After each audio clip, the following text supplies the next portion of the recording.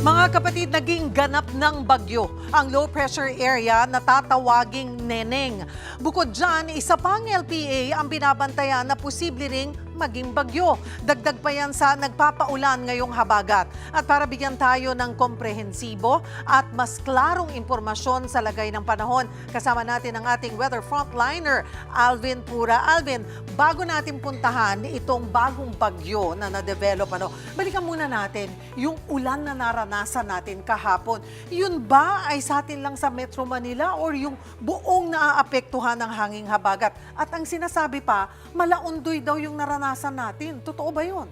Yes, Cheryl, medyo hindi tama ang comparison yung Malaundoy, pero malakas yung ating mga pagulan. Dito sa Metro Manila, sa katunayan, nakapagtala nga tayo ng 202.1 millimeters sa loob lamang ng 5 oras. Pero base sa mga nakuha nating datos is isolated siya sa Metro Manila. Yung iba, malalakas din po yung mga pagulan at tuloy-tuloy, pero hindi ganito kabigla.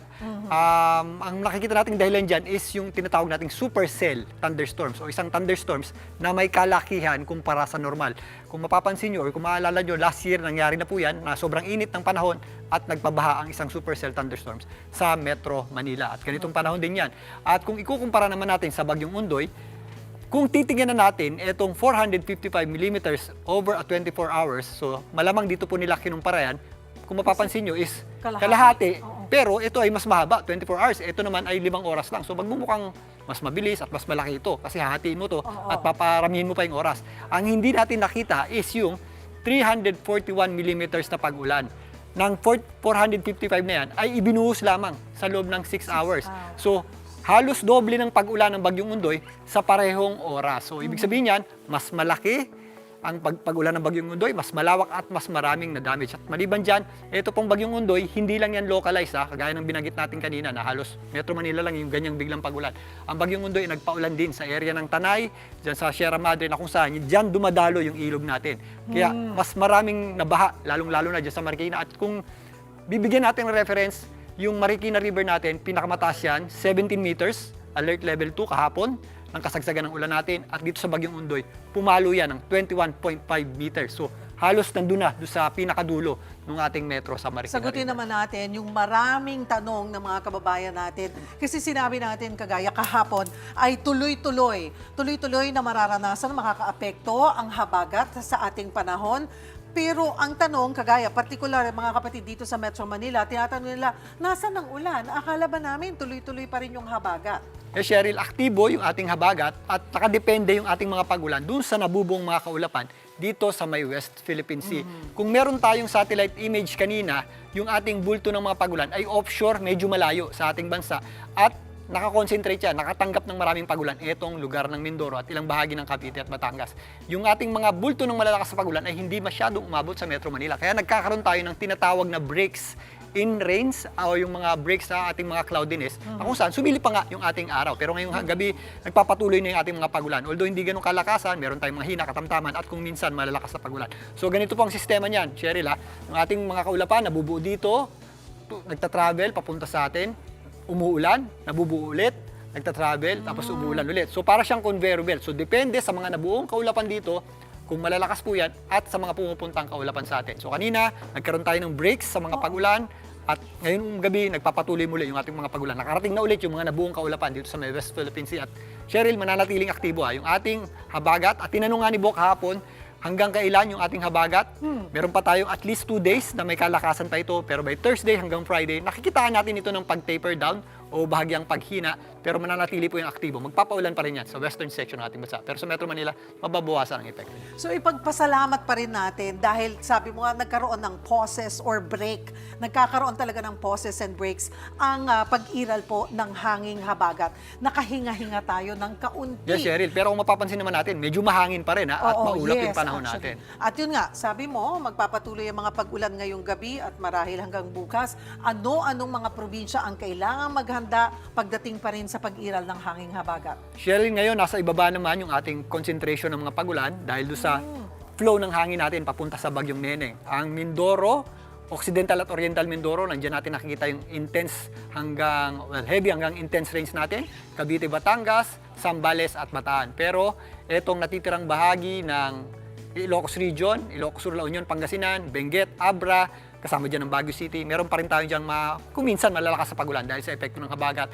Maging ang ilang bahagi ng Central Zone, Nueva Ecija, Tarlac, Pampanga, Bulacan, maging dito sa Metro Manila, kung mapapansin natin, is bumabalik na yung ating mga pagulan ngayong gabi. So mas masarap tayong makakatulog ngayon, mas presko. Pero yan, medyo traffic pa rin po. At dito nga sa Rizal, apektado rin yan ng habagat, maging dito sa natitirang bahagi ng Calabarzon. At pagpapatuloy pa yan hanggang bukas yan.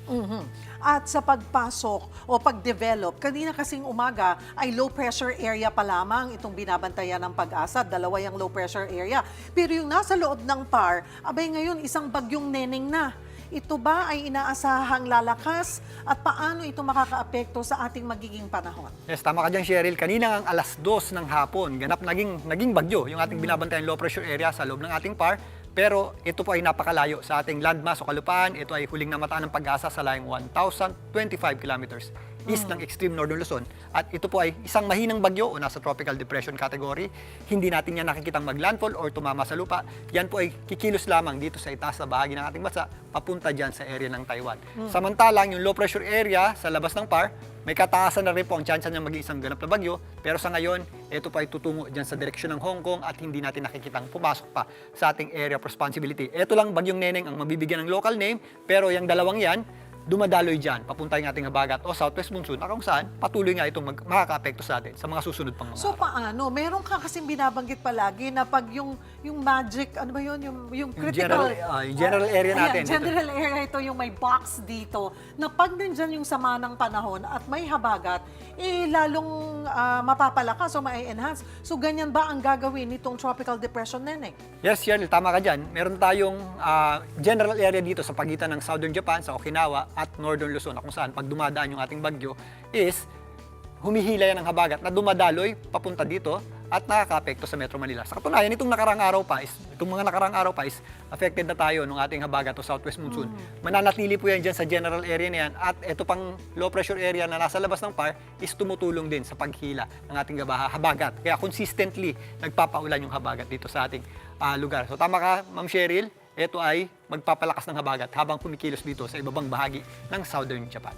Siguro huling paalala muli sa ating mga kapatid, kahit na medyo humuhupa po yung mga pag-ulan, wag tayong magpakampante. Manatili tayong alerto. Again, ano-anong mga lugar yan sa Luzon at maging bahagi pa rin ng Visayas. Ano? Yes, Cheryl, Go tama ahead. ka dyan.